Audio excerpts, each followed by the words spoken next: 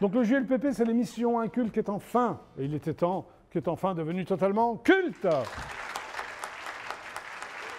Aujourd'hui, j'ai donc 3 invités. Prends mal, enfin apparemment non. Donc Jean-Marc Laurent, c'est cela même? C'est cela, salut, bonjour. Bonjour. Voilà, qui sort lui 2 bouquins. Alors applaudissements pour Jean-Marc Laurent,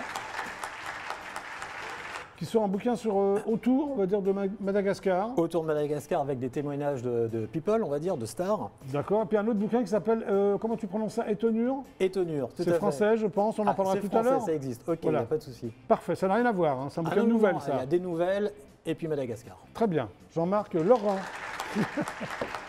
Et maintenant, donc, fidèles téléspectateurs du GLPP, veuillez faire un triomphe à Jean-Marc Laurent. Applaudissements pour Jean-Marc Laurent.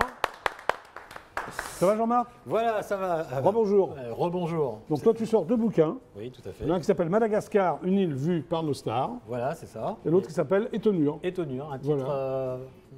pas toujours connu. Oui, alors Étonure, c'est quoi d'ailleurs? Alors, Étonure, en fait, c'est un terme qui vient de la joaillerie.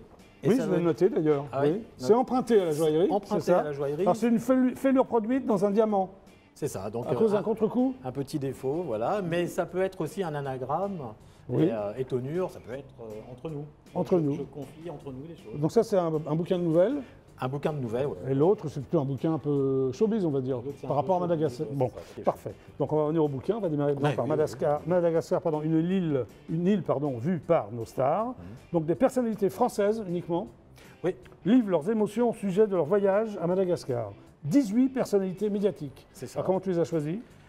Au fil de mes rencontres, lorsque j'étais dans le groupe TF1, donc ça va de PPDA, Nicolas Hulot, oui. Donc bonjour Monsieur le Ministre, oui. donc oui, dis-lui bonjour s'il te plaît. Oui, Nathalie Baye, Chantal Goya. Oui, il y a Patrick Poivre-d'Avor, Nicolas Hulot, Catherine Sellac. Catherine Sellac avec oui, qui Charles Gassot, Julien Lepers. Voilà. Il n'y a pas Jackie Jakubowicz, c'est normal? Chantal Goya, il n'y a pas Dorothée. T'es allé à Madagascar? Non. Bon, alors il fallait aller à Madagascar alors. Ouais, alors comment là, c'est les vacances cachées de ces stars. En fait, aucun paparazzi ne pense à aller là-bas. Oui. Et c'est soit celles qui passent des vacances, les stars, soit celles qui vont travailler. Voilà, alors, alors une fois qu'elles sont parties à Madagascar, tu fais un interview, comment ça se passe? Au retour. Au retour. Ouais, au retour, voilà, j'ai des interviews, les émotions, etc. Et ça me livre des choses très intéressantes, parce qu'ils parlent avec franchise. Ils ne sont pas là pour promouvoir un film, ils sont là pour parler du ressenti. Généralement, tout le monde aime Madagascar. Il n'y a pas des personnes qui ont dit bon, Madagascar, bon, il n'y a rien. Non. Tu les as mis quand même dans le. Oui. Bah, c'est bien. Et toi, tes endroits préférés de Madagascar? J'aime bien Diego Suarez, j'aime bien le sud-ouest vers Tuléar, j'aime bien l'île de Sainte-Marie à l'est. Voilà, alors si vous allez à Madagascar, est-ce qu'il y a des lieux à ne pas manquer, par exemple? L'île de Sainte-Marie où on voit les baleines à bosse, par exemple. Ça, des baleines à bosse? Des baleines à bosse qui viennent accoucher. Non. Ouais, dans l'océan. Elles ont une bosse parce qu'elles vont accoucher, c'est ça? Des baleines. Tu savais que ça existait, Pierre, des baleines? Oui. Non, tu vois, c'est bien, il était temps à ton âge. Ben oui. Merci. Oui. Donc c'est ton lieu préféré, les baleines. Enfin, là, on peut trouver les baleines à bosse. C'est super émouvant. D'accord. Ok. Donc super sympa. Bah, écoute, deuxième bouquin, donc ça s'appelle Étonure. Deuxième bouquin, oui. Alors ça s'appelle Étonure et c'est un bouquin de nouvelles. Alors pourquoi tu as voulu éditer des nouvelles? D'abord parce que la nouvelle, c'est un peu le parent pauvre dans les littératures françaises. Ce qui est bien avec la nouvelle, c'est comme si c'était un roman, mais hyper réduit. Oui. Des personnages qui doivent tout de suite trouver une action, une fin qui doit être surprenante. Oui. Et puis voilà, là, il y a plusieurs nouvelles. Donc sur la base de faits réels. Pas forcément de ma vie, mais... c'est toujours des faits réels. Tu t'es inspiré de quel genre de faits réels? Des personnes qui m'ont confié des choses. Oui, quand on confié des choses, ils se retrouvent dans ton bouquin, c'est sympa. Mais c'était un secret au départ? Ils n'ont pas le même nom. Oui. Non, pas changement de nom, changement de nom, d'accord. Changement de nom, de situation, voilà. D'accord, dans vos propos, tu dis que ce sont des nouvelles pas très catholiques, c'est-à-dire en pratiquant, c'est bizarre? Non, mais je ne suis pas pratiquant. Oui, enfin pas un catholique. Tu sais, c'est l'expression pas très catholique, veut dire que... Je te remercie, j'avais compris. Oui, non, mais je sais bien.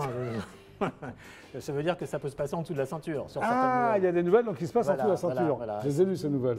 Oui. Alors, tu dis aussi chaque récit doit être concentré, rythmé, imaginatif, précis, efficace, surprenant et dérangeant. Oui, parce qu'en fait, j'aime bien toucher. C'est un peu une interactivité avec le lecteur. C'est un peu une interactivité avec le lecteur. D'accord. Ok. Alors, il y a combien de nouvelles? T'en as 5. 5. Ouais. T'en as 5, il y en a une sur mon enfance, mes émotions à Madagascar, il y a beaucoup de choses personnelles là-dessus. Oui, c'est vrai. Il y en a une qui se passe dans une ville de l'ouest parisien, dans le 92. De la forge paternelle au marché de Pondichéry. Ça, c'est un consul de France au 19e siècle, c'est un aventurier qui part du sud-ouest, qui va en Inde et qui échoue à Madagascar.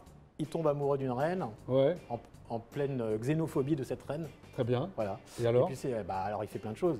Parce qu'il devient espion pour la France. Faut lire. Bien sûr. C'est chez The Book Edition. Très bien.